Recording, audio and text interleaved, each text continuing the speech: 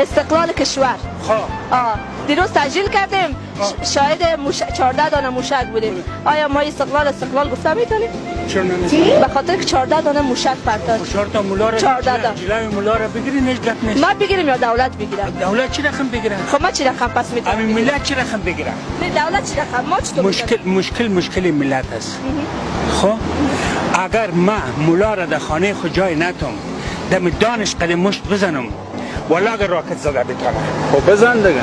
خدا کجاست که ما بزنم والا اینقدر زده میشه. خب اینقدرش زدیم که نفس ما خود دستت نگی مرا خود نزدی.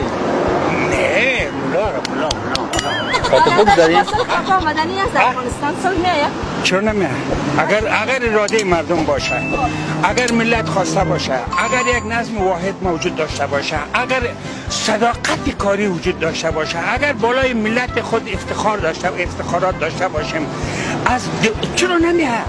ما از کجا کردم؟ ما 5 قاره دنیا را 3 قاره دنیا را ما گشتیم. همین منطقه همین مردم دنیا خود 2 قاره داره نه کاکا؟ 5 قاره 2 قاره نداره. ما در جغرافیا خوانده بودیم 5 قاره دنیا 5 بر اعظم است. کاکا تو خدا من مکتب از چرا خواندی؟ خب ببخشید. خب 5 قاره دنیا 5 بر اعظم است. تو خب 5 کشور ابر قدرت از در دنیا. نمیفهمی تو سواد نداری مکتب نخواندی. ما یک سال پانتون خواندیم. تو نخوندی در کجا پانتون خواندی؟ ها؟ در سید جمال الدین حقوق خواندیم. نخوندی. اگر تو میخوندی من حالا میتونم از نگاه حقوقی سر تو حکم صادر کنم. چه رقم حکم صادر میکنی؟ چه رقمی که در حقوق آمده؟ نه آمده. خب بگو چی میگی؟ قاضی‌ها نقشیستن. دیروز که ما استقلال کشور را تشریح کردیم، خب سعی کن. ما باید سعی در کن. فضای سایل داره سایل داره. عرض مرا گوش کن. خب ما استقلال خود 101 سال پیش گرفتیم. در تاریخ چند بود اگر یادت باشه؟ در کدام سال بود؟ در سال 1919. مربوط نو بشه. او کاکا او لال جانا توی تو دستور نگر توی وطن که دوست داشته باشی وطن بسیار سر تو خودت هستی حقوق که تو داره. قدت بکسرا وارس. خب بگم حقیقت هم بگی زور مردم میتن. من فاکولته خواندم. فاکولته پانتون. پانتون جذر 3 چند است؟ جذر 3. او جذر 3 برو از دیگه افغان پرسان کن. جذر 3 چند است؟ فاکولته خواندی؟ او جذر نیست بازر است جذر نیست. شما نظر کنه بر ما بگوید. ما نظر ما دایی میگم. خب نظر شخصی کسی مهم نیست. من نظر خودی تو میگم که وطن ما بسیار بسیار روشن وطن است.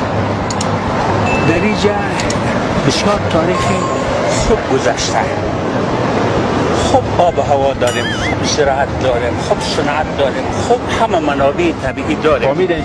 فقط کسی نداریم که این درست مواظبت کنه. بله. از این استفاده درست بکنه. فهمیدی؟ آقا بچه پاش خدا رسی میزنو میتن. تو 20 سال تزده بچه کم شو بی‌تربیت. مرادی برآمد نیست. تربیت نداری تو از کجا آمدی تو خدا من خیلی گاو کلان شده خیلی گوسفند. انسان هم مثل تو نه. خوش دارم که پشک کلان شدم بسیار دوست دارم پشک. گمش که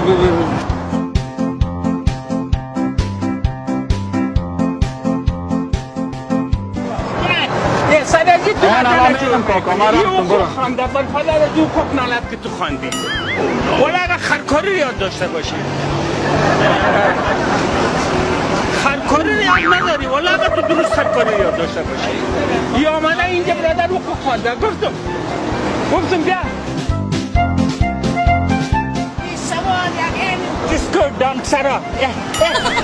دیسکو دانسر. این مولا چه فرق داره؟ خب مولا دان دادیست 6 آخرت است. دوزخ میری جنت میری. او را میزنه که تو دوزخ و جنت نمیگم.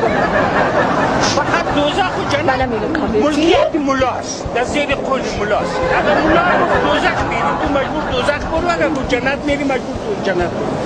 و از این چیز خبر نیست، از این چیز خبر نیست. بعد جوانایی که کاکا مزاحمت میکنن در جریان مصاحبه اگر کدام گپ بگویی باشن، کدام پیام اگر بیتید همین جوانایی که در جوانایی که ادب نداره، در راجع به وطن معلومات نداره، محبت و صمیمیت راجع به وطن و مردم خود نداره، فقط بر اخلالگری، بر فساد، برای از است که فقط همین نظم بر هم بخوره.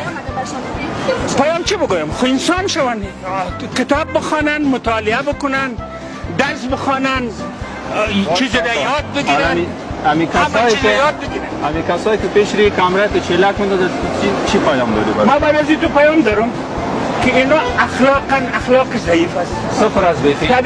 تربیه وطنی و ملی نداره. راجع به وطن هیچ افکار درست نداره. یک انسان لوبالی، یک انسان چی بگم؟